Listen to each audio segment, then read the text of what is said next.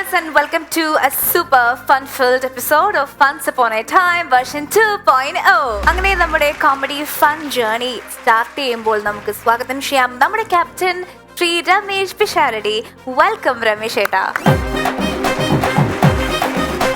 മലയാളികളുടെ പ്രിയങ്കരനായ താരം അശോകേട്ടൻ. Welcome Shri Harisree Ashokan.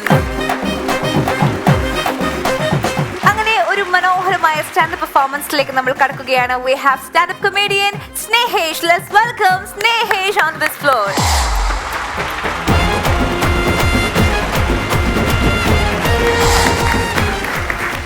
Welcome Snehesh. Thank you. സുഖായിരിക്കുന്നോ? സുഖായിരിക്കുന്നു. എന്തൊക്കെയുണ്ട് വിശേഷങ്ങൾ? നല്ല വിശേഷങ്ങൾ, അടിപൊളിയായിട്ട് പോകുന്നു. Very nice.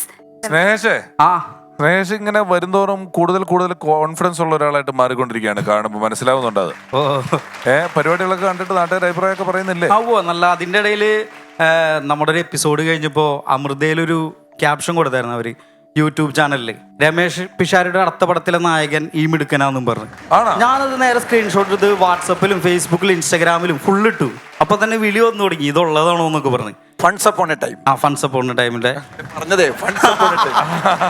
അപ്പൊ ഞാൻ പറഞ്ഞു അതെ, അതിന്റെ ഡിസ്കഷൻ ഇങ്ങനെ നടന്നുകൊണ്ടിരിക്കുന്നു എന്നൊക്കെ പറഞ്ഞിട്ടാണ് ഇങ്ങനെ പോകുന്നേ. എവിടെ വീട്? ചാലക്കുടി. പേരെന്താ പറഞ്ഞ? സ്നേഹേഷ്. സ്നേഹേഷ്. ഇങ്ങനെ ഒരു പേര് ആദ്യമായിട്ട് കേൾക്കാണ്. അതെ, ഇപ്പൊ നമ്മൾ ഈ ഷ് ചേർത്ത് കുറെ വരും. കലിപ്പേഷ്, അവന് ഭയങ്കര ദേശേഷ് എന്നൊക്കെ പറയും. അതുപോലെ ഒരു സ്നേഹേഷ്. കൊള്ളാം. എന്തായാലും ആ പേര് ഞാൻ ആദ്യമായിട്ട് കേൾക്കാലോ.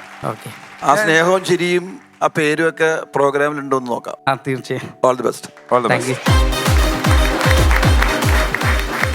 എല്ലാവർക്കും നമസ്കാരം. എൻ്റെ പേര് സ്നേഹേഷ്. പക്ഷെ രമേശേട്ടാ, ഞാൻ ഭയങ്കര ദുഃഖത്തിലാ. അതായത് ഞാൻ പ്രതീക്ഷിച്ച സ്നേഹം എനിക്ക് ആരെയും ഇങ്ങോട്ട് തിരിച്ചു കിട്ടില്ല. അതായത് ഞാൻ സ്നേഹിക്കാൻ ചെല്ലുന്നവരൊക്കെ, ഇതുപോലുള്ളവരൊക്കെ, ഇവരൊക്കെ ഒരു സഹോദരന്റെ സ്നേഹമാണ് എനിക്ക് തിരിച്ചു തന്നെ. സത്യം പറഞ്ഞാൽ എനിക്ക് ഒറ്റ പെങ്ങളുള്ളൂ. പക്ഷെ ഇപ്പോൾ ഒന്നിലധികം പെങ്ങന്മാരുള്ള ഒരു നിർധന കുടുംബത്തിലെ യുവാവാണ് ഞാൻ. പെട്ടുപോയി. പക്ഷെ ഞാൻ പണ്ട് ഇങ്ങനെ ആയിരുന്നില്ല കേട്ടാ. പണ്ട് എന്ന് പറഞ്ഞാൽ ഞാൻ ഹംസായിരുന്നു. ഹംസം പ്രണയിക്കുന്ന ഒരു കൂട്ടുപോണ പരിപാടിയില്ലേ, നിങ്ങളൊക്കെ പോയില്ലേ? അതന്നെ. പക്ഷെ എനിക്ക് മനസ്സിലായി പ്രണയത്തിനൊരു സുഖം ഉണ്ടെന്നുള്ളത്. അപ്പം ഞാൻ പ്രണയിക്കാൻ തീരുമാനിച്ചു. അങ്ങനെ എൻ്റെ ആദ്യത്തെ അറ്റംപ്റ്റ് ഞാൻ നടത്തുന്നത് നമ്മുടെ കേരള സർക്കാരിൻ്റെ KSRTC ബസ്സിലാണ്. ഞാൻ എല്ലാ ദിവസവും ഒരു പെൺകുച്ചിനാണ്, നല്ല കുട്ടി. അപ്പം ഞാൻ ഉറപ്പിച്ചു, ഇതന്നെ, അത് നമുക്ക് പറ്റി തന്നെ. പക്ഷെ എന്തേത് ഇവളെ ഇമ്പ്രസ് ചെയ്യാൻ പറ്റണില്ല. അപ്പം ഞാൻ അങ്ങനെ ആലോചിച്ചപ്പോളാ എനിക്കൊരു ഐഡിയ തോന്നിയേ. നന്മമരം കളിക്കാം. നന്മമരം കളിച്ചാൽ വീഴാത്ത പെൺപിള്ളേരില്ല. അങ്ങനെ ഞാൻ തീരുമാനിച്ചു. അങ്ങനെ നമ്മുടെ കണ്ടക്ടർ ടിക്കറ്റ് മേടിച്ചിട്ട് തിരിച്ചു പോവാ. അപ്പം ഞാൻ ആളോട് പറഞ്ഞു, സാറേ ബാലൻസ് തരാണ്ടെന്ന്. അപ്പോൾ പുള്ളി ഇങ്ങനെ നോക്കിയിട്ട്, ഇല്ലടാ ഞാൻ നിങ്ങൾക്ക് ബാലൻസ് ഒന്നും തരാനില്ലല്ലോ. അപ്പം ഞാൻ പറഞ്ഞു, അങ്ങനെയല്ല, ഞാൻ സാറിന് ബാലൻസ് തരാണ്ടെന്ന്. ഒരു 10 രൂപ എടുത്ത് നീട്ടി. ഇത് കേട്ട വഴി ഡ്രൈവർ വണ്ടിയാ ചവിട്ടി. എല്ലാരും കൂടി ഒരുമിച്ച് തന്നെ ഇങ്ങനെ തിരിഞ്ഞു നോക്കാ. KSRTC വരുത്തിലും സത്യസന്ധനോന്ന്. അപ്പൊ ഞാൻ വിചാരിച്ചു സംഭവം പരിപാടി ഏറ്റേണ്ടെന്ന്. പക്ഷെ കണ്ടക്ടർക്ക് കാര്യം മനസ്സിലായി. ആള് പറഞ്ഞു, പൂവടാ നീ തരാണ്ടല്ലോ, 10 അല്ലല്ലോ 50 അല്ലേന്ന്. 50? ആകെ 50 രൂപ കയ്യിലുണ്ടാ ഞാൻ വന്നിക്കണേ. ആള് സമ്മതിച്ചില്ല. അത് നിർബന്ധിച്ച് പുള്ളി എൻ്റെ ഒന്ന് മേടിച്ചെടുത്തു. അവസാനം 5 കിലോമീറ്റർ നടന്ന് ഞാൻ കുടുംബത്ത് പോയേ. അതായത് നന്മമരം കളിക്കാൻ പോയ ഞാൻ പാഴ്മരമായിട്ട് വീട്ടിൽ പോകേണ്ട അവസ്ഥയായി. അതോടുകൂടി പ്രണയം നമുക്ക് പറ്റില്ല എന്ന് മനസ്സിലായി. അങ്ങനെയാണ് ഞാൻ എഡിറ്റിംഗ് പഠിക്കാൻ ചെല്ലുന്നത്. എഡിറ്റിംഗ് പഠിക്കാൻ ചെല്ലുന്നത് നമ്മുടെ ആശാന്റെ പേര് ഷിൻഡോന്നാ. മൂപ്പരാണെങ്കിൽ ഈ മരണ വീഡിയോ എടുക്കുന്ന എക്സ്പേർട്ടാ.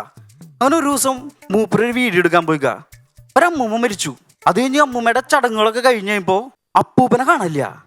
അപ്പൊ എല്ലാവരും ഇങ്ങനെ അന്വേഷിക്കും, അപ്പൂപ്പൻ എവിടെയാ? അപ്പൊ ഒരു ടീം പറയണ് അപ്പാപ്പൻ അമ്മാമ്മ മരിച്ച ദുഃഖത്തില് ആത്മഹത്യ ചെയ്യാൻ പോണ്ടാവും. അപ്പൊ മറ്റൊരു പറഞ്ഞു, അതല്ല, അപ്പാപ്പൻ ചിലപ്പോ അപ്പാപ്പന്റെ പഴയ കാമുകി ഏലിക്കുട്ടി ചേച്ചിനെ കാണാൻ പോയിണ്ടാവും.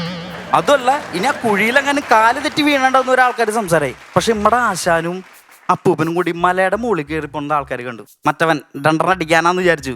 പക്ഷെ ഇതിന്റെ വീഡിയോ വന്നപ്പോഴാണ് എല്ലാവരും ഞെട്ടിയേ.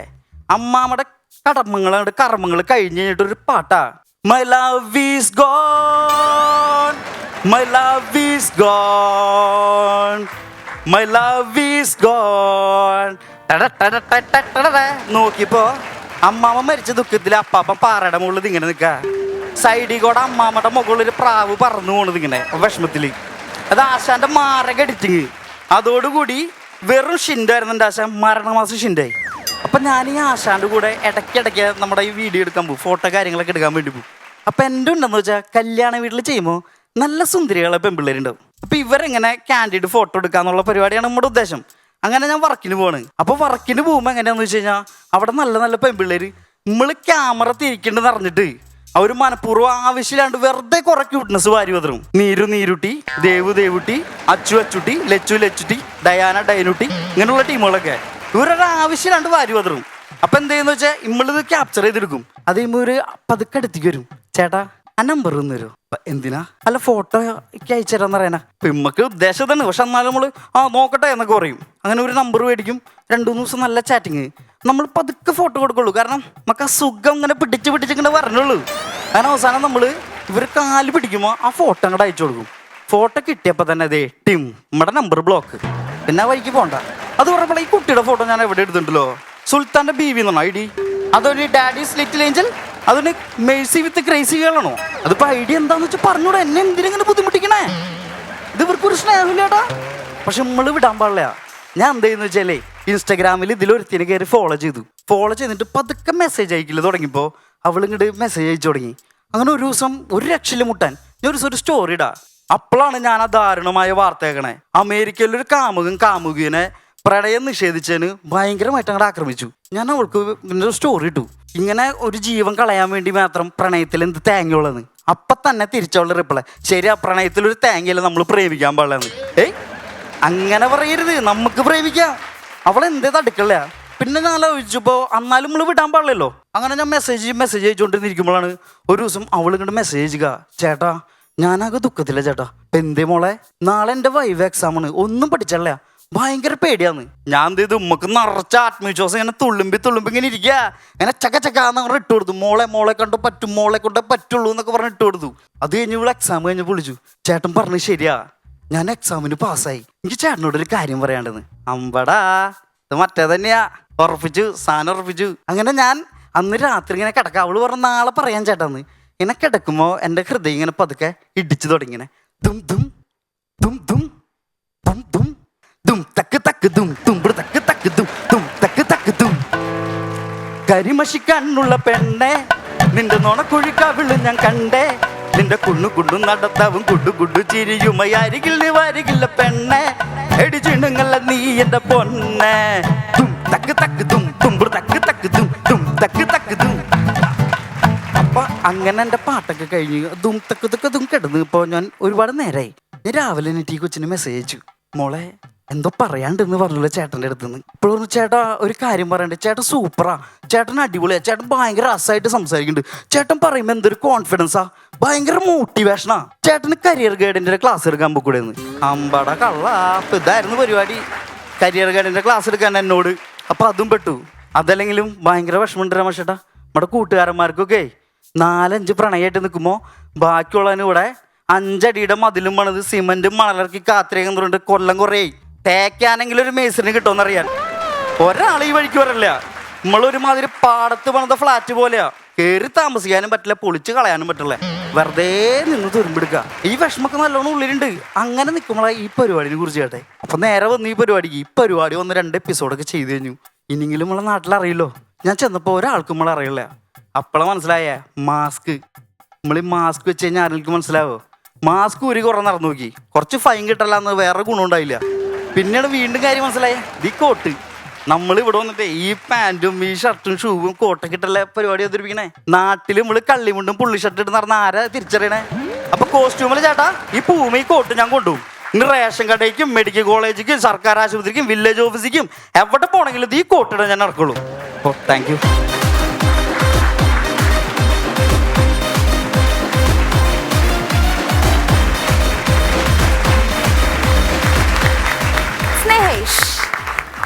നന്നായിരുന്നു. താങ്ക് യു രമേശേട്ടാ. സ്നേഹേ, ഈ പ്രേമിക്കാൻ ആരുമില്ലാത്തവന്റെ വേദന ആർക്കും മനസ്സിലാവൂല. അത് അനുഭവിക്കുന്നവനെ പുണ്യാള അതിന്റെ വിഷമം അറിയുള്ളൂ, അല്ലേ? നെഞ്ച് തട്ടിയാണ് സ്നേഹ പല പോയിന്റുകളും ഇടയ്ക്ക് പറഞ്ഞു പോകുന്നതെന്നുള്ളത് എനിക്ക് മനസ്സിലാവുന്നുണ്ട്. സത്യമായിട്ടും ഇപ്പൊ വേദനല്ലേ? അല്ല അല്ലേ? പ്രണയങ്ങളും ഇല്ല. ഇല്ല ഒന്നും റെഡി ആവുന്നില്ലല്ലോ. അതല്ല ഞാൻ പറഞ്ഞുകൊണ്ടിരുന്നേ. ഒന്നും അങ്ങോട്ട് റെഡി ആവുന്നില്ല. ഒന്നും അങ്ങോട്ട് റെഡി ആവുന്നില്ല. ചിലർക്ക് അങ്ങനെയാണ്. അത് എന്താ അതിന്റെ കാരണം എന്നുള്ളത് അറിയത്തില്ല. ചില സമയത്ത് ചിലത് അങ്ങ് ഒത്തുവരികയില്ല. എന്തോരം ശ്രമിച്ചാലും അത് നടന്നോളന്നൊരു നിർബന്ധമില്ല. എനിക്ക് സ്നേഹിച്ച് പല കഥകളും പറയുമ്പോഴും ഞാൻ എന്നെ തന്നെയാണ് അതിനകത്ത് കണ്ടുകൊണ്ടിരുന്നത്. അതിദാരുണമായൊരു ജീവിതമായിരുന്നു എന്റെയൊക്കെ. പണ്ട് ഒരു രക്ഷയില്ലായിരുന്നല്ലോ. എന്താന്ന് അറിയാൻ പാടില്ല, ലൈൻ സെറ്റ് ആവൂല. ബാക്കിയൊക്കെ ഓക്കെയാ, ബാക്കി എല്ലാ കാര്യത്തിലും നമ്മൾ ഫസ്റ്റ് ആണ്, എല്ലാം ഓക്കെയാണ്. ഈ കാര്യം വരുമ്പോ മാത്രം നമ്മൾ കൊമേഡിയന്മാർ പണ്ട് അനുഭവിച്ചിരുന്ന ഒരു വലിയ പ്രശ്നം തന്നെയാണിത്.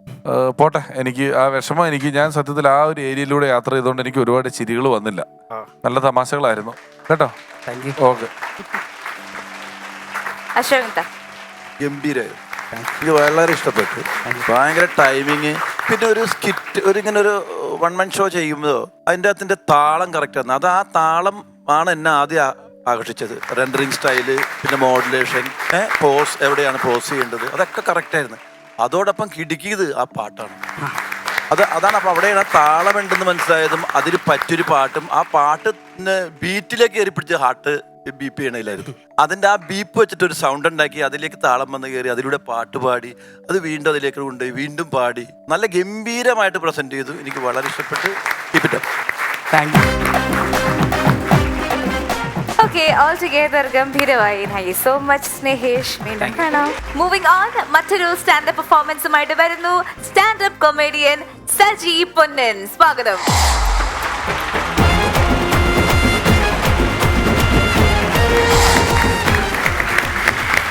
സജി പൊന്നൻ അദ്ദേഹം ഒരു മിമിക്രി ആർട്ടിസ്റ്റ് കൂടിയാണ്. ഗവൺമെന്റ് എംപ്ലോയി ആണ്. അതെ. ഞാൻ നിയമസഭയിലാണ് ജോലി ചെയ്യുന്നത്. നിയമസഭയിൽ ജോലി ചെയ്യുന്ന സജി പൊന്നൻ. ഇനി എന്തൊക്കെയാണ് ഡയാനയ്ക്ക് പറയാനുള്ളത്? അദ്ദേഹം ഒരു കഴിഞ്ഞ 20 വർഷത്തിൽ കൂടുതലായിട്ട് മിമിക്രി രംഗത്തൊക്കെ പ്രവർത്തിച്ചു വരുന്നു. അലോങ് വിത്ത് ദാറ്റ് ഗവൺമെന്റ് സർവീസിൽ കയറി കുടുംബമൊക്കെ ചേർത്തലയിലാണ്.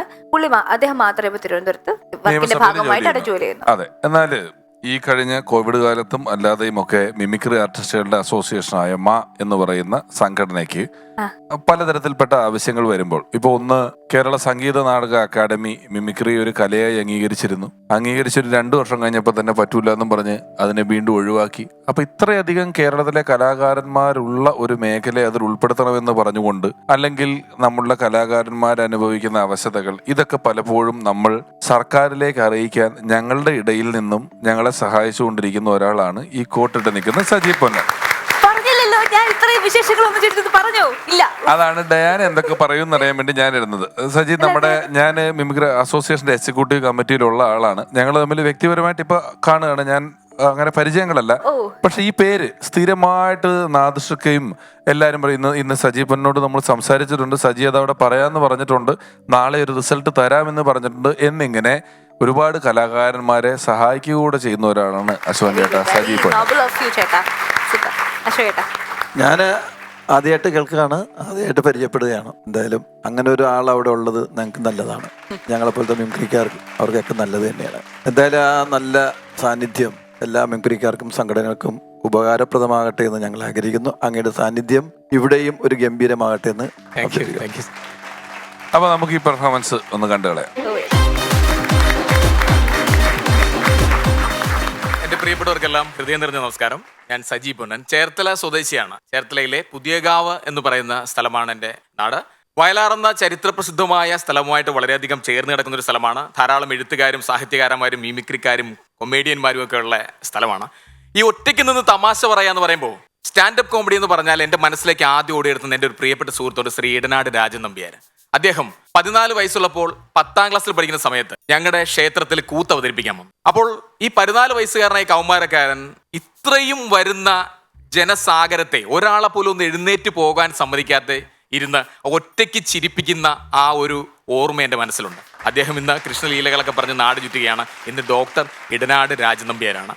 അദ്ദേഹം വേദിയിൽ നിന്നുകൊണ്ട് ആ ചെറിയ പ്രായത്തിൽ നിന്നുകൊണ്ട് കഥകൾ പറയുമ്പോൾ ചുറ്റും ഇത് കൂടിയിരിക്കുന്ന ഒരാള് അതിൽ നിന്ന് എഴുന്നേറ്റ് പോകുമ്പോൾ ആ കഥയുമായി ബന്ധപ്പെട്ട് അദ്ദേഹം ഇങ്ങനെ ഉടനെ പറയും, ആ ഭീമൻ അങ്ങനെ എഴുന്നേക്ക, എന്താ ഒന്ന് കാണുക, ശരീര വടിവ്, ഓ എന്താ മുഖലക്ഷണം. ഇങ്ങനെ പറയുമ്പോൾ ആ എഴുന്നേറ്റ് പോകുന്ന ഒരാള് അതേപോലെ തന്നെ ഇരിക്കും. അതിൻ്റെ ഒരു പ്രധാന കാര്യം എന്ന് പറഞ്ഞാൽ എഴുന്നേക്കുന്ന ആള് മിക്കവാറും വളരെ കൊലുന്നനെയുള്ളൊരു മനുഷ്യനായിരിക്കും. ഇങ്ങനെയാണ്.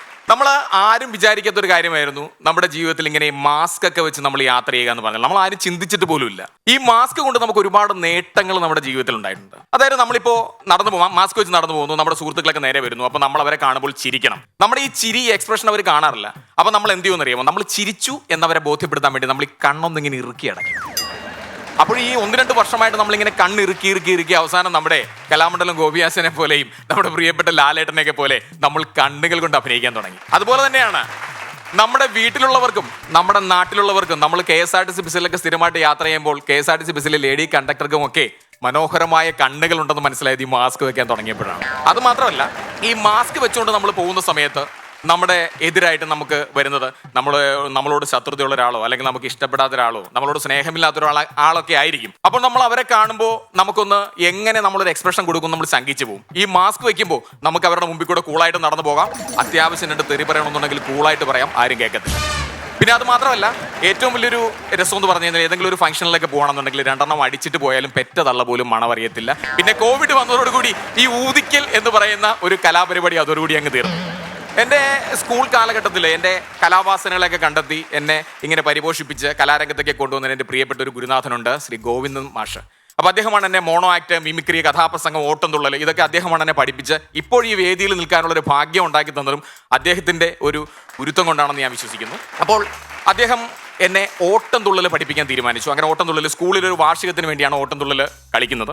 അപ്പോൾ ഈ ഓട്ടംതുള്ളൽ ഒരു ബസ് യാത്ര എന്നാണ് ഇതിന്റെ കഥ. 40 മിനിറ്റാണ് ഈ ഓട്ടംതുള്ളലിന് സമയം. അപ്പോൾ ഒരു ബസ്സിൽ നടക്കുന്ന രസകരമായ സംഭവങ്ങൾ, ബസ്സിലെ കണ്ടക്ടർക്ക് ഉണ്ടാകുന്ന അനുഭവങ്ങൾ. അപ്പോൾ ആദ്യം ഞാൻ ഈ ഓട്ടംതുള്ളലിന്റെ 4 വരി പറഞ്ഞുകൊണ്ട് ആ കഥയിലേക്ക് കിടക്കാം. കണ്ടക്ടർ സാർ അപ്പോഴങ്ങനെ തൊണ്ട തുറന്നു വിളിച്ചു പറഞ്ഞു, ടിക്കറ്റിനിയും വാങ്ങാനുള്ളവരൊക്കെ എടുക്കൂ മടി കൂടാതെ. ഒരു പെൺകൊടിയുടെ പരിഭവം അവളുടെ മുടിയിൽ തിരുകിയ പൂ കണ്ടില്ല. വീട്ടുപടിക്കൽ വണ്ടി നിർത്താൻ ആജ്ഞാപിച്ചൊരു യാത്രക്കാരൻ അല്പം മൂത്രമൊഴിക്കണം എന്നത് വൃദ്ധൻ ചൊന്നത് ചിരിയുളവാക്കി. അപ്പോൾ ഇതായിരുന്നു പാട്ട്. അപ്പോൾ അങ്ങനെ ഓട്ടംതുള്ളൽ അദ്ദേഹം എന്നെ പഠിപ്പിച്ചു. അപ്പോൾ എൻ്റെ സ്കൂളിൽ ഈ 7ാം ക്ലാസ്സിലൊക്കെ പഠിക്കുമ്പോൾ കണക്ക് ടീച്ചർ കുമിതാഭായ് എന്നായിരുന്നു അങ്ങനെ കണക്ക് ടീച്ചറുടെ പേര്. അപ്പോൾ കണക്ക് ക്ലാസ്സിൽ ഇരിക്കുക എന്ന് പറഞ്ഞാൽ എനിക്ക് ഭയങ്കര പ്രശ്നമുള്ള സംഭവമാണ്. ഞാൻ അന്നും കണക്കിന് മോശമാണ്, ഇന്നും കണക്കിന് മോശമാണ്. എൻ്റെ മോള് കണക്കിന് മാർക്ക് കുറയുമ്പോൾ അവളുടെ അമ്മ ചോദിക്കും, എന്ത് പറ്റി മാർക്ക് കുറഞ്ഞിട്ട് വൈകെ എന്ന് ചോദിക്കുമ്പോൾ അവൾ ഉടനെ പറയും, ഓ കണക്കിനല്ലെങ്കിലും പപ്പായുടെ ബുദ്ധിയാണല്ലോ എന്ന് അവൾ കൂളായിട്ട് അഭിമാനത്തോടെ പറയാറുണ്ട്. അപ്പോൾ കുമിതാഭായ് ടീച്ചറുടെ ക്ലാസ്സിൽ ഇരിക്കുന്ന സമയത്താണ് സാറ് ഗോവിന്ദൻ സാർ എന്നെ വന്നിട്ട് വിളിച്ചിട്ട് പറയും, ടീച്ചറെ അവനൊന്നും ഇങ്ങോട്ട് വിട്ടേക്കെന്ന് പറയും. അങ്ങനെ എന്നെ കൊണ്ടുപോയി നേരെ മാവൻചോട്ടിൽ ഇരുത്തിക്കൊണ്ട് കഥാപ്രസംഗമോ മോണോ ആക്ടോ ഓട്ടംതുള്ളലൊക്കെ എന്നെ അവിടെ ഇരുത്തി പഠിപ്പിക്കും. അപ്പോൾ എൻ്റെ പ്രിയപ്പെട്ട കൂട്ടുകാരൊക്കെ എന്നെ ഇങ്ങനെ വളരെ ദയനീയമായിട്ട് നോക്കും. കാരണം അവർക്ക് ഞാനിതിൽ നിന്ന് രക്ഷപ്പെട്ടിരിക്കുകയാണല്ലോ. അന്ന് എനിക്ക് ഈ ഓട്ടംതുള്ളലൊക്കെ പഠിക്കുന്നതിനേക്കാൾ സന്തോഷം ഈ ക്ലാസ്സിൽ നിന്ന് എങ്ങനെയെങ്കിലും മാറിയിരിക്കുക എന്നുള്ളതായിരുന്നു. അങ്ങനെ ഓട്ടംതുള്ളൽ കളിക്കാനുള്ള സമയമൊക്കെ ആയി. ഒരു അരമണിക്കൂറേ ഉള്ളൂ. സ്കൂളിലെ വാർഷികമാണ്. അങ്ങനെ എല്ലാവരും ഒത്തിരി ജനങ്ങളുണ്ട്. സ്കൂളിലെ പാരൻസും അവരുടെ എല്ലാ ആൾക്കാരും ഇങ്ങനെ കൂടി നിൽക്കുകയാണ്. അപ്പോൾ സാറിൻ്റെ അടുത്തൊന്ന് പറഞ്ഞു, അപ്പോൾ സജി ഷർട്ട് ഊരിക്കുമെന്ന് പറഞ്ഞു. ഞാൻ ചോദിച്ചു ഷർട്ട് ഊരാനോ? ഈ ഓട്ടംതുള്ളലിന് ഷർട്ട് ഊരുക എന്നുള്ള കാര്യമൊന്നും എനിക്ക് അറിയില്ലായിരുന്നു. അപ്പോൾ ഓട്ടംതുള്ളലൊക്കെ വളരെ ഭംഗിയായിട്ട് പഠിച്ചു. അപ്പോൾ ഞാൻ ഈ ഷർട്ട് ഊരുക എന്ന് പറഞ്ഞാലേ ക്ലാസ്സിലെ പെൺകുട്ടികളുടെയൊക്കെ മുന്നിൽ ഷർട്ട് ഊരുക എന്ന് പറഞ്ഞാൽ എനിക്ക് ചിന്തിക്കാൻ പോലും പറ്റത്തില്ല. ഞാൻ മരിക്കുന്നതിന് തുല്യമായിട്ട് എനിക്ക് ആ സമയത്ത് തോന്നിയത്. അങ്ങനെ എൻ്റെ നിർബന്ധത്തിന് അദ്ദേഹം വഴങ്ങി ഷർട്ടിനുള്ളിലിടുന്ന ബനിയനിട്ട് ഞാൻ ഓട്ടംതുള്ളൽ കളിച്ചു. അപ്പോൾ ഓട്ടംതുള്ളലൊക്കെ കളിച്ചു. ഓട്ടംതുള്ളൽ കഴിഞ്ഞപ്പോൾ പുറത്തിറങ്ങിയപ്പോഴത്തേനും സാറിൻ്റെ അടുത്ത് നിന്ന് എല്ലാവരും ചോദിക്കാൻ തുടങ്ങി, സാറേ പെൺകുട്ടിയായിരുന്നില്ലേ, അവൾ ഗംഭീരമായിട്ട് കളിച്ചെന്ന് പറഞ്ഞു. അപ്പോൾ ഞാൻ വളരെ അഭിമാനത്തോടുകൂടി പറയുകയാണ്, ബനിയനിട്ട് ഓട്ടംതുള്ളൽ കളിച്ച കേരളത്തിലെ ഒരേ ഒരു കലാകാരൻ ഞാനാണ്. എൻ്റെ മോള് ചില സമയത്തൊക്കെ ചില മർമ്മസ്ഥാനങ്ങളിൽ നർമ്മം പറയാറുണ്ട് വളരെ രസകരമായിട്ട്. മോള് വൈകി എന്നാണ് ശരിക്കും പേര്, ശങ്കരി എന്ന് വിളിക്കുന്നു. അപ്പോൾ ഒരു ദിവസം ഞാൻ നോക്കിയപ്പോൾ എൻ്റെ മൊബൈലിലേക്ക് ഒരു വാട്സാപ്പിൽ ഒരു മെസ്സേജ് വന്നിരിക്കുന്നു, ഇന്ന് ലോക വാഴ ദിനം, നിങ്ങളുടെ പ്രിയപ്പെട്ട 10 വാഴകൾക്ക് നിങ്ങൾ ഈ മെസ്സേജ് അയക്കുക. അപ്പം ഞാൻ ചോദിച്ചിട്ട് പറഞ്ഞു, ശങ്കരി എന്താ ശങ്കരി പപ്പയ്ക്ക് ഇത് അയച്ച? എൻ്റെ പപ്പ 9 പേരെ ഞാൻ കണ്ടെത്തി അയച്ചു, പിന്നെ 10ാമത്തെ ഞാൻ നോക്കിയിട്ട് പപ്പ മാത്രമേ ഉള്ളൂ, പപ്പയ്ക്ക് അങ്ങോട്ട് അയച്ചെന്ന് പറഞ്ഞു. ഒരുപാട് സന്തോഷം, എന്നെ കേട്ടതിലും സന്തോഷം. Thank you so much.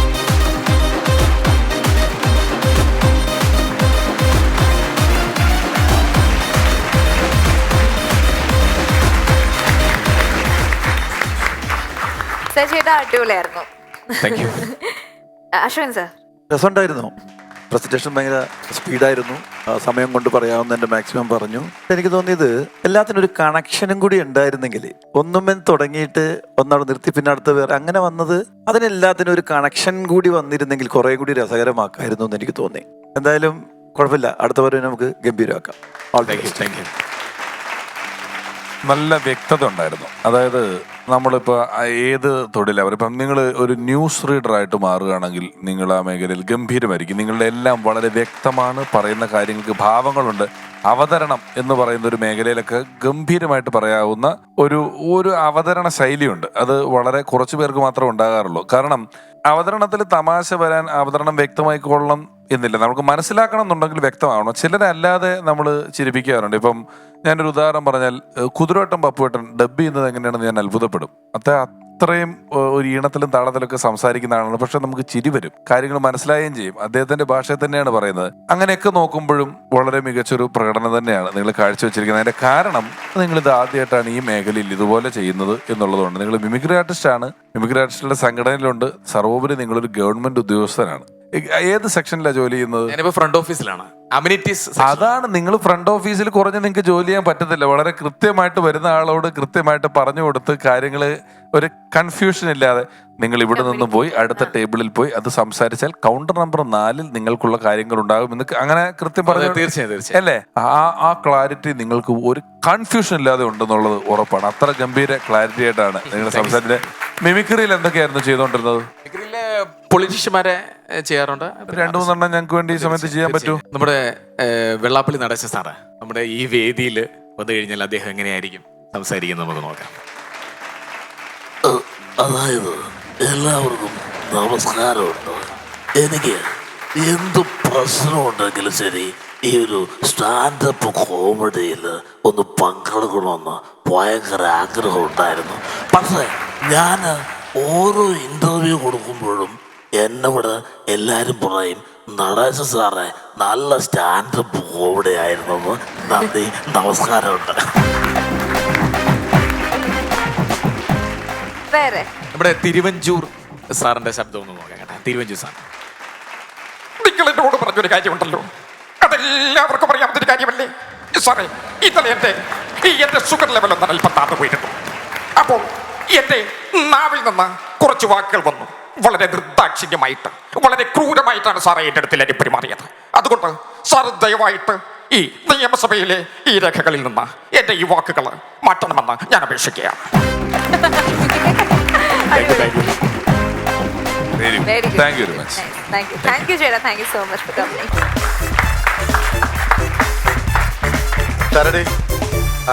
നമസ്കാരം, ഞാൻ കൗൺസിലറാണ്. ഇവിടെ ആർക്കെങ്കിലും കൗൺസിലിംഗിന്റെ ആവശ്യമുണ്ടോ? ചേട്ടനുണ്ടോ? അങ്ങനെ ഒരു ആവശ്യം പറയായിരുന്നോ? കൗൺസിലിംഗ് ഒന്നും വേണ്ട. അല്ല, നിങ്ങൾ ഉദ്ദേശിക്കുന്ന അങ്ങനെ കൗൺസിലിംഗ് നടത്തുന്ന കൗൺസിലർ അല്ല, മുനിസിപ്പൽ കൗൺസിലറാണ്. ഞങ്ങളൊരു നമ്മുടെ ഇവിടുത്തെ കൗൺസിലർ. നമ്മുടെ ഉദ്ഘാടനത്തിന് ക്ഷണിച്ചിരുന്നു, അന്ന് കിട്ടിയില്ല. ഇല്ല, ഞാൻ തിരുവനന്തപുരത്തേക്ക് പോകണമെന്നുണ്ട് ആഗ്രഹം ഉണ്ടായിരുന്നു, പോകാൻ പറ്റില്ല. ഞാൻ കോഴിക്കോട് പോയി, അതുകൊണ്ടാണ് പറ്റില്ല. അപ്പൊ അതെന്താ വെച്ചാലേ, നമ്മളിവിടെ ഈ ഒരു ചെറിയൊരു ഫംഗ്ഷൻ നമ്മൾ ജംഗ്ഷനിൽ വെച്ചിരുന്നു. അപ്പോൾ ഈ അപ്രതീക്ഷിതമുണ്ടായ ഈ മഴ കാരണം കൊണ്ട് അവിടെ ജംഗ്ഷനിലെ പരിപാടി നടത്താൻ കഴിഞ്ഞില്ല. അപ്പൊ നിങ്ങളുടെ ഷൂട്ടിന് എന്തോ ചെറിയൊരു ഡിലേ ഇവിടെ ഉണ്ടെന്ന് പറഞ്ഞു. അപ്പൊ അങ്ങനെയാണ് ഒരു ഡിലേയും ഇല്ല. അല്ല, ഉണ്ടെന്ന് ആരോ പറഞ്ഞതായിട്ട് ആരോ പുറത്തിറങ്ങി പറയില്ല, നിങ്ങൾ ആവശ്യം പറഞ്ഞോളൂ. അല്ല, നമുക്ക് ഈ ഫ്ലോറിൽ ഒരു 5 മിനിറ്റ് ഒന്ന് തരികയാണെന്ന്. രാഷ്ട്രീയ പരിപാടികൾക്ക് നമ്മൾ കൊടുത്തു കഴിഞ്ഞാൽ 5 മിനിറ്റ് എന്ന് പറഞ്ഞാൽ അരമണിക്കൂറായാലും നിങ്ങൾ പിന്നെ ചിലപ്പോൾ പോയെന്ന് വരില്ല. ഇത് രാഷ്ട്രീയ പരിപാടിയല്ല. നമ്മുടെ നാട്ടിൽ ഏറ്റവും നല്ല സത്യസന്ധതയ്ക്കുള്ള ഒരു സത്യവാൻ പുരസ്കാരം കിട്ടിയ ഒരാളുണ്ട്. അദ്ദേഹത്തിന് നമ്മുടെ പൗരാവലി കൊടുക്കുന്ന ഒരു സ്വീകരണം, ഒരു 5 മിനിറ്റ് ആദരവ്. നമ്മളിവിടെ ഒരുപാട് പേരെ ആദരിക്കുന്ന ഒരു പരിപാടി തന്നെയാണ്. ആയിക്കോട്ടെ, കുഴപ്പമില്ല. ചേട്ടനും കൂടെ പറയുന്നു, ആയിക്കോട്ടെ. പക്ഷെ 5 മിനിറ്റ് ഒരുപാട് സമയം എടുക്കരുത്. ഇല്ലല്ലോ, ആകെ ഒരു 5 മിനിറ്റ്. അപ്പൊ നിങ്ങൾ വല്ല തോരണം വലിച്ചു കിട്ടു അങ്ങനെയൊക്കെ? ഇല്ല, അതൊന്നുമില്ല. അതെല്ലാം അതിന്റെ ഒരു പരസ്യം ഞങ്ങൾ ഇവിടെ നിങ്ങളുടെ വെരി ഗുഡ് കൊടുത്തിട്ടുണ്ട്. അപ്പൊ നമ്മൾ ആ തന്ന സാധനം നമ്മുടെ LED വാളിലൊന്ന് ഇട്ടോളൂ. നിങ്ങൾക്ക് അറിയാൻ പാടില്ല, ഇങ്ങനെ ഇവിടെ ഉള്ളതല്ല. എനിക്ക് എത്ര നാളായിട്ട് അറിയാവുന്നതാണ്. അറിയോ? പിന്നെ ഇവിടെ ഈ ഡയാനയുടെ അങ്കിളാണ്. പുള്ളിക്ക് അത്ര സത്യസന്ധത ഉള്ള ആളല്ല കേട്ടോ. സത്യസന്ധത അടുത്ത് ഒരുപാട് സത്യസന്ധമായ കാര്യങ്ങൾ അദ്ദേഹം ചെയ്തിട്ടുണ്ട്. എല്ലാവരും ഒന്ന് കൈയെടുത്ത് പോട്ടോ.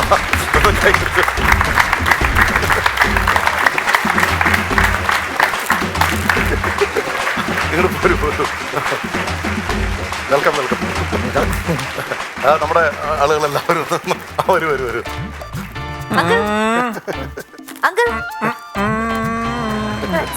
അങ്കിൾ ആരോടും പറയാൻ പറ്റില്ല, മറച്ചു വെച്ചു. കുഴപ്പമില്ല, പോട്ടെ. എന്തായാലും നമ്മുടെ പരിപാടി കിട്ടിയല്ലേ. എന്താണ് ഇതിനിടെ നമ്മൾ അറിയാത്ത സത്യസന്ധത? ഈ സംസാരം കേൾക്കുമ്പോ എനിക്കറിയാം വിശാലയുടെ മനസ്സിന്റെ ഉള്ളിൽ ഞാൻ എന്റെ പ്രശസ്തിക്ക് വേണ്ടി ഞാൻ കാശ് മുടക്കി ഉണ്ടാക്കിയ സ്വീകരണമല്ലേ, അതല്ലേ ഈ മുഖത്ത്. പക്ഷെ അങ്ങനെയല്ല, അല്ല പറഞ്ഞില്ലെങ്കിൽ ഒരു കുഴപ്പമില്ലായിരുന്നു, അത് പറഞ്ഞെടുത്താണത്. അപ്പോൾ പ്രിയമുള്ളവരെ, നമ്മുടെ നാട്ടിൽ സത്യസന്ധതയുടെ പ്രതീകമായി നിൽക്കുന്ന നമ്മുടെ ഈ അല്ലോങ്കിൽ ഇന്ന് നമ്മുടെ നാടിനൊരു അഭിമാനമായി മാറിയിരിക്കുകയാണ്. സത്യവാൻ പുരസ്കാരം നേടിയ അദ്ദേഹത്തെ നമ്മൾ ഈ പൗരാവലി ഇവിടെ സ്വീകരിക്കേണ്ടത് നമ്മുടെ നാടിന്റെ കർത്തവ്യമാണ്, നമ്മുടെ പൗരബോധമുള്ളവരുടെ കർത്തവ്യമാണ്. അതുകൊണ്ട് 5 മിനിറ്റാണ്. നിങ്ങൾ എന്താണ് പുള്ളി ചെയ്തതെന്ന് പറഞ്ഞാൽ പെട്ടെന്ന് ചടങ്ങിലോട്ട് കടന്നിരുന്നത്. അദ്ദേഹം ഞാനൊന്ന് പറഞ്ഞിട്ട് ഒരു മീറ്റിംഗ് ആവുമ്പോൾ കാര്യങ്ങൾ അദ്ദേഹം ചെയ്ത കാര്യങ്ങൾ എന്താണെന്നായിരിക്കും നിങ്ങളുടെ മനസ്സിൽ ഇപ്പോൾ ഓരോ സംശയങ്ങളും. ഇപ്പോൾ പിഷാരടി അടക്കം അശോകൻ സാറിന്റെ അടക്കം സ്വന്തം മരുമകളായ ഡയാനയുടെ അടക്കം മുഖത്ത് ഞാൻ ആ സംശയം ഞാൻ വായിച്ചറിയുന്നു. ഞാൻ തുറന്നു പറയട്ടെ, അദ്ദേഹം ചെയ്ത സത്യസന്ധമായ പ്രവൃത്തികൾ എന്ന് പറഞ്ഞാൽ അദ്ദേഹത്തിന് എന്ത് വഴിയിൽ കളഞ്ഞു കിട്ടിയാലും അദ്ദേഹം അത് നമ്മുടെ കിനാശ്ശേരി പോലീസ് സ്റ്റേഷനിൽ കൊണ്ട് ഏൽപ്പിക്കും എന്ന ഏറ്റവും സത്യസന്ധമായ ഒരു കാര്യമാണ് ഞാൻ പറയാനുള്ളത്. അതിന് ഏറ്റവും വലിയ അനുഭവസ്ഥനാണ് ഞാനെന്ന് പറയുന്ന കാര്യത്തിൽ എനിക്ക് യാതൊരു സംശയവുമില്ല. അതങ്ങോട്ട് പറഞ്ഞുകൊടു. പറയല്ലേ, ഞാൻ പറയാണ്. ഞാനും എൻ്റെ ഭാര്യയും കൂടി കഴിഞ്ഞ ദിവസം ഞങ്ങളുടെ ബന്ധുവിൻ്റെ ഒരു വിവാഹ ചടങ്ങിൽ പങ്കെടുക്കാൻ വേണ്ടി പോവുകയുണ്ടായി. ആ പോയി വന്ന് ഞങ്ങൾ തിരിച്ച് വീട്ടിലെത്തിയപ്പോൾ രാവിലെ എഴുന്നേറ്റ് നോക്കിയപ്പോൾ എൻ്റെ ഭാര്യയുടെ കാലിൽ കിടന്ന പാദസരം കാണാനില്ല. എനിക്ക് കിട്ടിയ വഴിയിൽ നിന്നും പിറ്റേ ദിവസം രാവിലെ എന്നെ കിനാശ്ശേരി പോലീസിൽ നിന്ന് SI വിളിച്ചിരിക്കുന്നു. അദ്ദേഹം വിളിച്ചിട്ട് എന്നെ സ്റ്റേഷനിൽ എത്താൻ പറഞ്ഞു. ഈ അങ്കിൾ അത് പോലീസ് സ്റ്റേഷനിൽ ഏൽപ്പിച്ചു, SI എന്നെ അത് തിരിച്ചേൽപ്പിച്ചു. സത്യസന്ധതയുടെ പ്രതീകമാണ് ഈ നിൽക്കുന്ന അല്ലു അങ്കിൾ അത് എന്ന് പറയാൻ എനിക്ക് യാതൊരു മടിയില്ല. ടോമിയുടെ അനുഭവം ടോമി പറഞ്ഞോളൂ.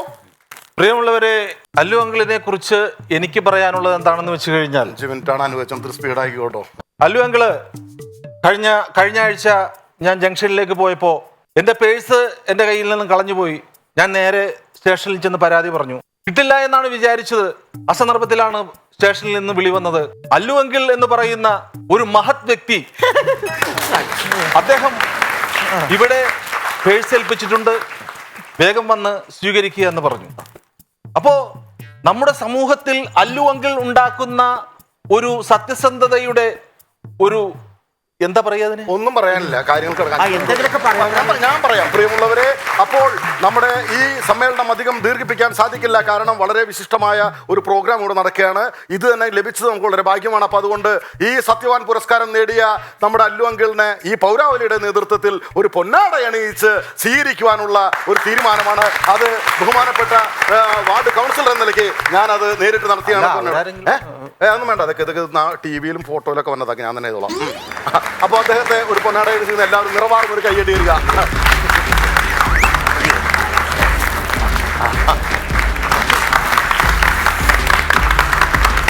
സ്വീകരണം ഏറ്റുവാങ്ങി സ്വീകരണത്തിന് നന്ദി പറഞ്ഞുകൊണ്ട് 2 വാക്ക് നമ്മുടെ അല്ലു അങ്കിൾ സാർ സംസാരിക്കും.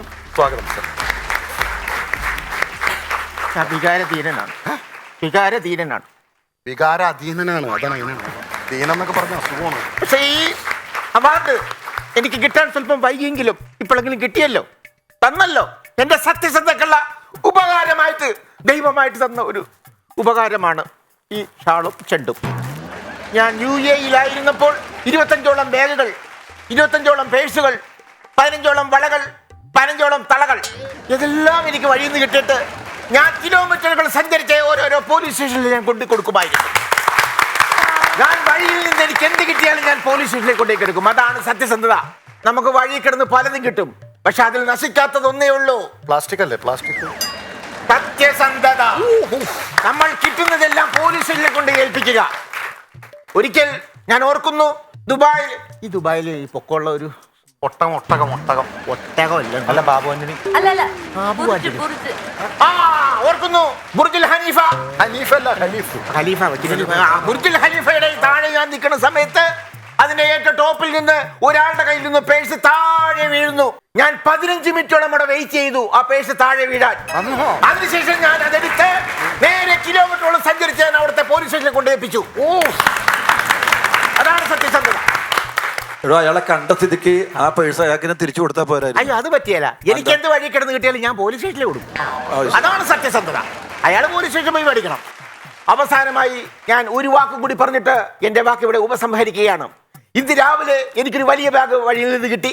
അത് ഞാൻ പോലീസിൽ ഏൽപ്പിക്കാൻ വേണ്ടി പോലീസ് സ്റ്റേഷനിൽ ചെന്നപ്പോൾ അവിടെ പോലീസുകാരുമില്ല. എങ്കിലും ഞാൻ അവിടെ പോലീസ് സ്റ്റേഷനിൽ വെച്ചിട്ട് ഇങ്ങോട്ട് പോന്നു. അതാണ് സത്യസന്ധത. അതാണ് സത്യസന്ധത. TV-യിൽ അല്ലു അങ്കിളിനെ കുറിച്ചുള്ള വാർത്തയുണ്ടല്ലോ. എനിക്ക് പുരസ്കാരം കിട്ടിയോ? Breaking news.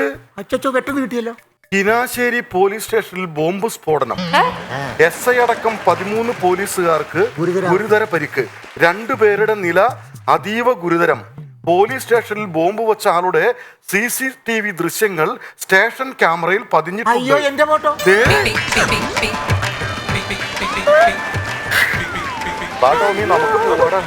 പോലെ ഇതിനെ എവിടെ ഇങ്ങനെ ഇട്ടിട്ട് പോയാൽ ശരിയാകത്തില്ല. വഴി കിടന്ന് എന്തെങ്കിലും കിട്ടിയ സ്റ്റേഷനിലാണല്ലോ ഏൽപ്പിക്കേണ്ടത്. നിങ്ങക്ക് കിട്ടിയെന്ന് കരുതിയാ മതി. അയ്യോ എന്നെ ഏൽപ്പിക്കല്ലേ, എന്നെ പോലീസ് സ്റ്റേഷൻ ഏൽപ്പിക്കല്ലേ. പറഞ്ഞ എന്ത് കിട്ടിയാലും ഏൽപ്പിക്കണം, അയ്യോ എന്ത് വഴിന്ന് കിട്ടിയാലും പോലീസ് സ്റ്റേഷനിൽ ഏൽപ്പിക്കണം സാറ് എന്നെ പറഞ്ഞേ. Once upon a time version 2.0 അടുത്തതായി എക്സലൻസ് അവാർഡ് സെഗ്മെന്റ് ആണ്.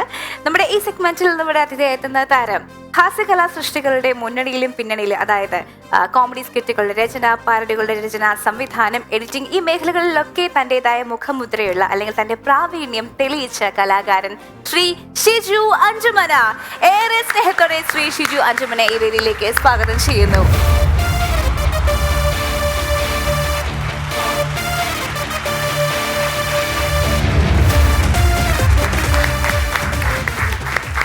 ശുചിച്ചേട്ടൻ പ്രേക്ഷകരും കൂടെ അറിയാൻ വേണ്ടി പറയണം, മുന്നണിയിൽ കാണുന്നതിന്റെ ഒരു 5, 6, 10 ഇരട്ടി പിന്നണിയിൽ പ്രവർത്തിക്കുന്ന ഒരു കലാകാരനാണ്. നമ്മൾ കണ്ടിട്ടുള്ള ഒരുപാട് സൂപ്പർ ഹിറ്റ് ആയിട്ടുള്ള ടെലിവിഷൻ ഷോകൾ, അത് ചെറിയ കുട്ടികളുടെ പരിപാടി ആയിക്കോട്ടെ, വലിയ വലിയ ഇവന്റുകളായിക്കോട്ടെ, അതിൻ്റെയൊക്കെ പിന്നിൽ ഗ്രൂമറായും സ്ക്രിപ്റ്റ് റൈറ്ററായും ഡയറക്ടറായും എഡിറ്ററായും അങ്ങനെ പല മേഖലയിൽ പ്രവർത്തിക്കുന്ന ഒരാളാണ് ശ്രീ ഷിജു അഞ്ചുമന. ഓണത്തിനിടയ്ക്ക് പൂട്ടുകച്ചവടം എന്ന് പറയുന്ന കാസറ്റിൽ ഒരുപാട് പാട്ടുകൾ, അദ്ദേഹം ഒരുപാട് നല്ല പാരഡി പാട്ടുകൾ എഴുതുന്ന ഒരാളാണ്. എത്ര ഭാഗം പൂട്ടുകച്ചവടത്തിൽ പാട്ട് എഴുതിയിട്ടുണ്ട് ഷീ ചേട്ടാ? ഞാൻ 8ാം ഭാഗം മുതൽ പുട്ടച്ചോടത്തിൽ വന്നാണ്. ഒരു 23 ഭാഗം വരെ ഉണ്ടായിരുന്നു. അതില് 18ാം ഭാഗം മുതൽ 23 ഭാഗം വരെ. ഒരു സെക്കൻഡ്, 23 വരെ ഭാഗം വരെ ഉണ്ടായിരുന്നു കഴിഞ്ഞാൽ അത് കഴിഞ്ഞാൽ പുട്ടുകച്ചവടം ഇല്ലാതായതാ കേട്ടോ. അല്ലാതെ അത് കഴിഞ്ഞിട്ട് പുട്ടുകച്ചവടം ഉണ്ട് ഷിജു അഞ്ചുമന ഇല്ല എന്നുള്ളതല്ല. 23 ഭാഗമൊക്കെ ആയപ്പോ പുട്ടുകച്ചവടം നിർത്തിയതാണ്. പറഞ്ഞോ. അത് നമ്മുടെ റൈറ്റ്സിന്റെ ഒക്കെ പ്രശ്നം വന്നു, പാർട്ടികൾ പിന്നെ ചെയ്യാൻ പാടില്ല എന്നൊക്കെ പറഞ്ഞു വന്നപ്പോ ആ ഒരു ബിസിനസ് തന്നെ അങ്ങോട്ട് നിന്നു പോകുമായിരുന്നു. അല്ലെങ്കിൽ ഇപ്പോഴും ഉണ്ടായനെ. എത്ര പാരഡി പാട്ട് എഴുതിയിട്ടുണ്ടാവും? അയ്യോ കണക്കൊന്നുമില്ല. ഏകദേശം അങ്ങനെ നോക്കിയ 1000-ന് മേലെ എഴുതി കാണും. ഓരോ ഇലക്ഷൻ വരുമ്പോൾ എഴുതുന്നതിന് കയ്യും കണക്കൂല. പിന്നെ അവാർഡ് നൈറ്റുകളുടെ പിന്നിലുള്ള സ്കിറ്റുകളുടെ അതിന്റെ എല്ലാത്തിന്റെ ഇടയിലുള്ള പാരഡികൾ. ഷീച്ചേട്ടാ മിമിക്രിയിൽ വന്നിട്ട് എത്ര നാളായി? 23 കൊല്ലത്തോളം ആയിട്ടുണ്ട്. അതിൽ ആദ്യമൊക്കെ മുന്നണിയിൽ സജീവമായിട്ട് നിൽക്കുന്ന സമയത്ത് എന്താണ് ഏറ്റവും കൂടുതൽ ചെയ്തിരുന്നത്? ഞാൻ ശരിക്കും തോമസ് തോപ്പിൽക്കുടി, നമ്മുടെ സ്വന്തം ചേട്ടനെ പോലെയാണ്. പുള്ളിനെ പരിചയപ്പെട്ടതാണ് എൻ്റെ ജീവിതത്തിൽ ഇതിലേക്ക് വരാനുള്ള ഒരു പ്രധാനപ്പെട്ട കാരണം. അപ്പം ഞാൻ തോമസ് ചേട്ടനെ കണ്ടപ്പോൾ ഒരു വരി പാരഡിയൊക്കെ എഴുതി ഒന്ന് ചുമ്മാ കൊണ്ടേ കാണിച്ച്. അപ്പോൾ കുഴപ്പമില്ലല്ലോ, നമുക്ക് ഏതെങ്കിലും ക്യാസറ്റിലൊക്കെ പങ്കെടുക്കാമെന്ന് പറഞ്ഞാൽ അങ്ങനെ പതുക്കെ പുള്ളിയുടെ കൂടെ അങ്ങ് നടന്നു. തോമസ് ചേട്ടൻ ഇങ്ങനെ ഒരുപാട് പേര് ഉപദ്രവിച്ചിട്ടുണ്ട്. തോമസ് ചേട്ടന്റെ കൂടെ നടന്നിട്ടുള്ള ആളാണ് ധർമ്മജൻ. അത് അങ്ങനെ ഈ ഷിജു ചേട്ടനെ KS പ്രസാദ് ചേട്ടന് കൈമാറി, ധർമ്മജനെ എനിക്ക് കൈമാറി, അങ്ങനെയൊക്കെ നിൽക്കുകയാണ്. പിന്നെ ഗിന്നസിൽ എത്രയോ നാളുകൾ ഗിന്നസ് എന്ന് പറയുന്ന അതിന്റെ ഷോയിൽ വേണ്ട സ്കിറ്റുകൾ, പാട്ടുകൾ ഒക്കെ എഴുതിക്കൊണ്ടിരിക്കുന്നത് ഷിജു ചേട്ടനാണ്. അല്ലെ, എത്ര സ്കിറ്റുകൾ എഴുതിയിട്ടുണ്ടാവും ഷിജു ചേട്ടാ? കുറേ ഉണ്ട്. അശോകൻ ചേട്ടാ, ഇവിടുന്ന് ഈ വിദേശത്തേക്ക് സിനിമാ താരങ്ങളൊക്കെ പോകുന്ന സ്കിറ്റുകളിൽ ഈ ഫ്ലൈറ്റ് കയറി ഒരുപാട് സ്കിറ്റുകളെ കടൽ കടത്തിയിട്ടുള്ളതാണ് ഷിജു ചേട്ടൻ. ഷിജു ചേട്ടൻ ട്രിപ്പുകളിൽ ഉണ്ടാവും. എനിക്കറിയാം. എനിക്കറിയാം. അതെ, അശോക് ചേട്ടന്റെ ഒരു സ്കിറ്റ് ഞാൻ എഴുതിയിട്ടുണ്ട്. അശോക് ചേട്ടൻ ഒരു ദിവസം എന്നെ വിളിച്ചിട്ട് പറഞ്ഞു, എടാ നമുക്കൊരു രമണൻ ഒരു സ്കിറ്റ് എഴുതണമല്ലോ എന്ന് പറഞ്ഞു. ഞാൻ പറഞ്ഞു, ഇനി രമണനൊക്കെ എങ്ങനെ സ്കിറ്റാക്കാനാന്ന് ആലോചിച്ചു. ഞാൻ പറഞ്ഞു, ചേട്ടാ അത് നമ്മൾ സ്കിറ്റാക്കിയ കോമഡി ആവോ, അതൊരു വേറൊരു ചങ്ങമ്പുഴയുടെ കവിത. എടാ അതല്ലടാ പോട്ടാ, ഇത് ഞാൻ മറ്റേ പഞ്ചാബി മ്യൂസിക് ചെയ്ത രമണൻ. എനിക്ക് കത്തിയില്ല. സംഭവം എന്ന് വെച്ചാല് ഞാനത് കുറെ വർഷങ്ങൾക്ക് മുമ്പ് ആലോചിച്ചൊരു കാര്യമാണ്. അത് പറയുന്നതിന് മുമ്പേ ഞാൻ ആലോചിച്ചൊരു കാര്യം. ഞാനത് കോട്ടയം നസീറിനോട് പറഞ്ഞിട്ടുണ്ട്. രമണനും മുതലാളി, അവന് അനീഫിക്ക കറക്റ്റാണ്. ആ രണ്ടുപേരും കൂടി ത്രൂ ഔട്ട് നിന്നിട്ട് നമുക്ക് ഏതെങ്കിലും ഷോയ്ക്ക് ചെയ്യാം, ഒരു കോമ്പയറിംഗ് പോലെയുള്ള ഒരു സാധനം, മീൻ സ്റ്റേജ് ഷോ ചെയ്യാന്ന് അങ്ങനെ പറഞ്ഞു. അപ്പൊ എഴുതണമെങ്കിൽ സിജുനെ കുറിച്ച് എഴുതിപ്പിക്കാന്ന് പറഞ്ഞു. അങ്ങനെ പറഞ്ഞത്. ടീച്ചറിന്റെ പാരഡി പാട്ടുകളിൽ ഏറ്റവും പോപ്പുലറായ പാട്ട് ഏതായിരുന്നു, വല്ല ഓർമ്മയുണ്ടോ? ഒരുപാട്. അതില് പുട്ടച്ചോടത്തിൽ തന്നെ ചെയ്തതാണ്. നമ്മുടെ ബാറിനെ കുറിച്ചൊരു പാട്ടുണ്ടായിരുന്നു, ദേക്കാ ഹേ ലൈറ്റ് ബാർ. മിക്സ് ആണ്, ഹിന്ദിയും മലയാളവും മിക്സ് ചെയ്തിട്ടൊരു പാട്ടുണ്ടായിരുന്നു. അത് അത്യാവശ്യം കേട്ടിട്ടുണ്ട്. പിന്നെ ധർമ്മജനെ സെന്റർ ആക്കിയിട്ട് ഞാനൊരു പാട്ട് ചെയ്തിട്ടുണ്ട്.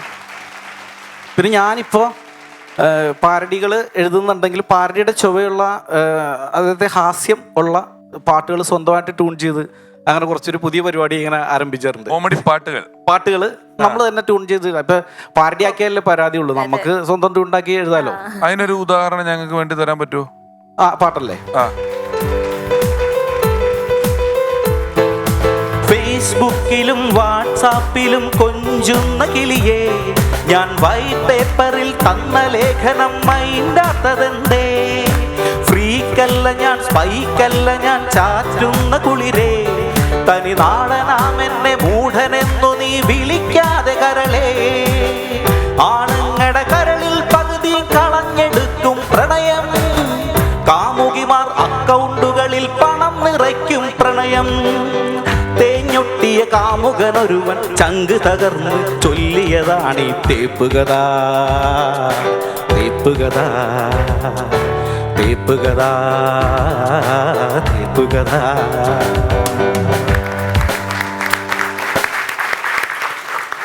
വേറെ പോപ്പുലർ ആയിട്ടുള്ള പാരഡി ഏതായിരുന്നു ഉണ്ടായിരുന്നു? നമ്മൾ ഏതായിരുന്നു അത്?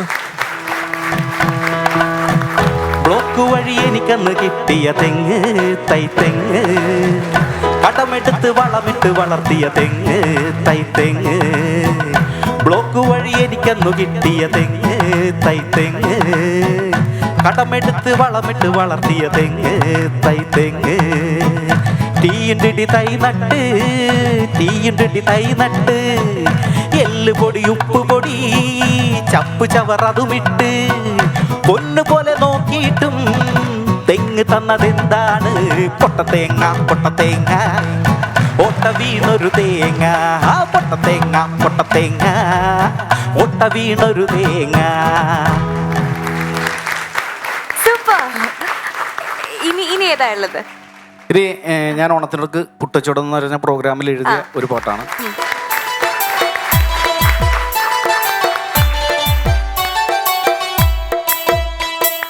देखा है ये लाइट बार, साजन എപ്പോഴും കേറുന്ന ബാർ.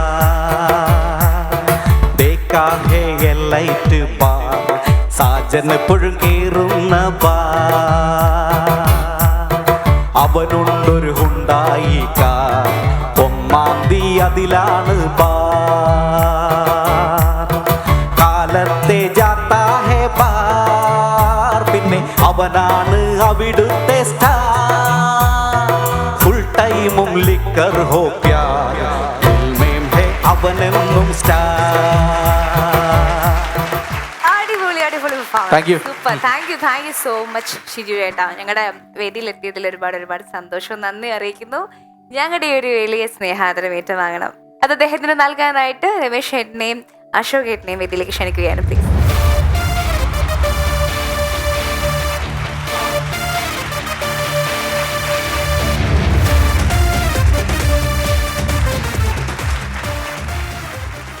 ശ്രീ ഷിജു അഞ്ചുമന. ഓഡിയോ കാസറ്റുകൾ ഓണത്തിന് ഇന്ന് സൂപ്പർ താര ചിത്രങ്ങൾ ഇറങ്ങുന്നത് പോലെ 2 കാസറ്റുകൾ മാവേലി മുമ്പത്തും പൂട്ടുകച്ചവടവും എല്ലാം ഇറങ്ങുന്ന സമയം മുതൽ ആ മേഖലയിൽ സജീവമായി വന്നു. പിന്നീട് മാധ്യമം, ടെലിവിഷൻ ആയപ്പോഴും സിനിമയായപ്പോഴും എല്ലാം ഇതിന്റെ എല്ലാം പിന്നണി പ്രവർത്തനങ്ങളിൽ സജീവ സാന്നിധ്യമായി നിലകൊള്ളുന്ന ഷിജു അഞ്ചുമന. അദ്ദേഹം മലയാളികളെ പലതവണ ചിരിപ്പിച്ചിട്ടുണ്ട്. ചിരിപ്പിച്ചതെല്ലാം അദ്ദേഹത്തിന്റെ സൃഷ്ടികളാണ്. അത് പലപ്പോഴും മറ്റ് കലാകാരന്മാരിലൂടെയാണ് വേദിയിലെത്തിയതും മറ്റ് കലാകാരന്മാരുടെ ശബ്ദമായാണ് പുറത്തു വന്നതും പ്രകടനങ്ങളായാണ് നമ്മൾ കണ്ടതുമെല്ലാം. എങ്കിലും പിന്നണിയിൽ ഷിജു അഞ്ചുമന എന്ന പ്രതിഭാധനനായ കലാകാരന്റെ ചിന്തയും ബുദ്ധിയും കഴിവും എല്ലാം ഒരുപാട് പിന്തുണച്ചിട്ടാണ് ഇത്തരത്തിലുള്ള ഒരുപാട് ചിരികൾ മലയാളിക്ക് ലഭിച്ചിട്ടുള്ളത്.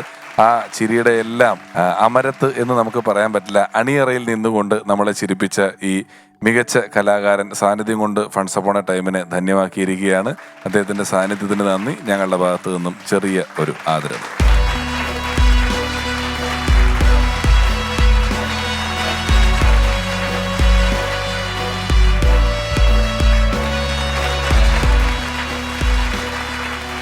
ഇന്നത്തെ ബെസ്റ്റ് പെർഫോമറെ നമുക്ക് അറിയാം. സജി പൊന്നൻ, സ്നേഹേഷ്, ഇവർ രണ്ടുപേരുമാണ് പെർഫോം ചെയ്തത്. നമുക്ക് അവരെ സ്റ്റേജിലേക്ക് ക്ഷണിക്കാം.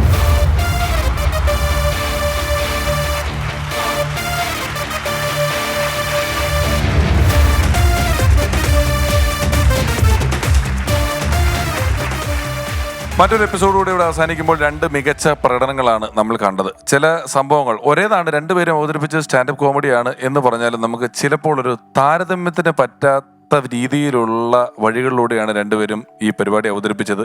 അവനവൻ്റെ ജീവിതത്തിൽ നിന്ന് എടുത്തിട്ടുള്ള തമാശകളാണ് പറഞ്ഞതെങ്കിലും രണ്ടുപേരുടെയും അവതരണ ശൈലിയും അവതരണത്തിൻ്റെ വഴികളും എല്ലാം വേറിട്ടതായിരുന്നു. മാത്രമല്ല സജി പൊന്നൻ അദ്ദേഹം ഒരു മിമിക്രി ആർട്ടിസ്റ്റാണ്, ഗവൺമെൻറ് ഉദ്യോഗസ്ഥനാണ്. അങ്ങനെയുള്ളവരൊക്കെ ഇത്തരത്തിലുള്ള വേദികളിലേക്ക് വരുന്നത് വളരെ സന്തോഷം തരുന്നൊരു കാര്യമാണ്. എപ്പോഴും പറയുന്നത് പോലെ ഈ പരിപാടി അത്തരത്തിലുള്ളവർക്ക് ഒരു സജീവമായി കലയിൽ മാത്രമല്ലാതെ നിൽക്കുന്ന ഇതര മേഖലകളിൽ കൂടി പ്രവർത്തിക്കുന്നവർക്കും കൂടെ ഉള്ളൊരു വേദിയായി മാറുന്നത് വലിയ സന്തോഷമാണ്. സ്നേഹേഷും അതുപോലെ ഒരാൾ തന്നെയാണ്. സ്നേഹേഷ് അദ്ദേഹത്തിൻ്റെ പ്രണയ പരാജയങ്ങളുടെ കഥയാണ് നമ്മളോട് കൂടുതലും പറഞ്ഞത്. മറ്റൊരാൾ അയാളുടെ കലാവഴിയിൽ ബനിയനിട്ട് ഓട്ടം തുള്ളൽ അവതരിപ്പിച്ചത് ഉൾപ്പെടെയുള്ള കഥകൾ പറഞ്ഞു. രണ്ടുപേരുടെയും ഈ മികച്ച പ്രകടനങ്ങളെ ഇങ്ങനെ താരതമ്യം ചെയ്ത് അരിച്ച് ഫിൽട്ടർ ചെയ്തൊക്കെ നോക്കി ഒരാളെ തിരഞ്ഞെടുക്കുക എന്നത് ഒരു കടമയാണെന്നിരിക്കെ ഒരു തരി മുന്നിൽ നിൽക്കുന്നത് സ്നേഹേഷിന്റെ പ്രകടനങ്ങളാണ്. All the best.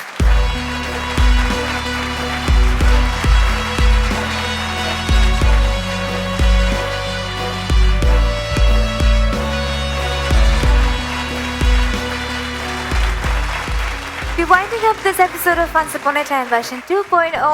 വീണ്ടും കാണാം മറ്റൊരു എപ്പിസോഡിലൂടെ. Until then, bye bye.